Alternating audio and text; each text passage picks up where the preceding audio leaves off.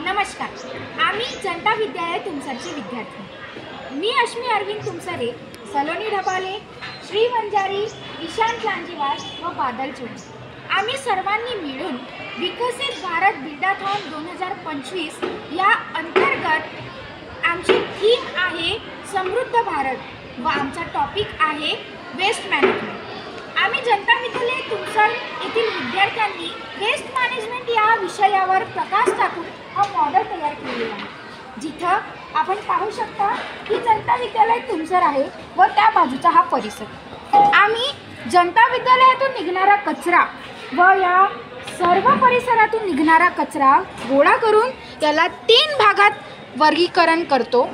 पहिला म्हणजे सुका कचरा। सुका कचरा हा निळ्या डब्यात ठेवला जातो, ओला कचरा जो हिरव्या डब्यात ठेवला जातो व इलेक्ट्रॉनिक कचरा हा लाल डब्यात ठेवला जातो। ज्यामुळे या ओल्या कचऱ्याचं आम्ही डिकंपोज करून त्याचं खत तयार करून परसबागेला टाकतो व सुक्या कचरा व इलेक्ट्रॉनिक कचरा मिळून फॅक्टरीत नेऊन त्याचं रिसायकलिंग केलं जातं व त्याचा पुनर्वापर केला जातो। आपण बघू शकता या कचरा वर्गीकरणामुळे आपला परिसर किती स्वच्छ व हिरवागार दिसतो। यामुळे युवा पिढीला असा संदेश मिळतोय की जर आपला परिसर स्वच्छ असेल तर आपण सुखद व समृद्ध आयुष्य जगू शकतो। आपण बघू शकतो की लोक रस्त्यावर कचरा टाकतात, पण आम्ही या प्रोजेक्टमधून त्यांना संदेश दिलेला आहे की जोपर्यंत कचऱ्याचं वर्गीकरण केलं जात नाही तोपर्यंत भारत स्वच्छ व समृद्ध होणार नाही।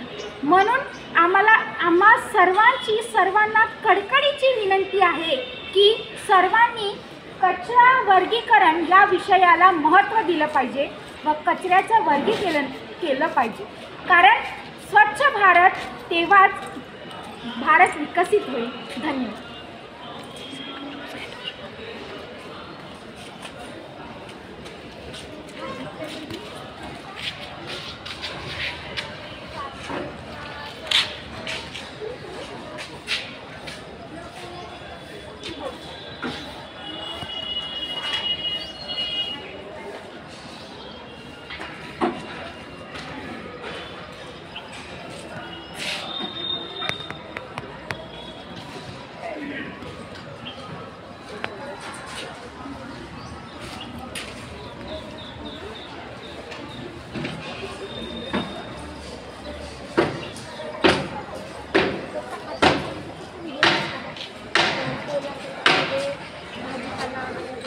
जसं आपण बघू शकतो की ओल्या कचऱ्यामध्ये अन्न येतो, या अन्नाला डिकंपोज करून खत तयार होतो।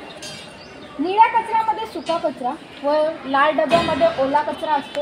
ह्या दोन्ही कचऱ्याला रिसायकलिंग फॅक्टरीमध्ये नेलं जातं व त्याचं रिसायकलिंग करून त्याचा पुनर्वापर केला जातो। सर्व परिसर किती हिरवा दिसतोय, किती स्वच्छ दिसतोय व किती समृद्ध दिसतोय।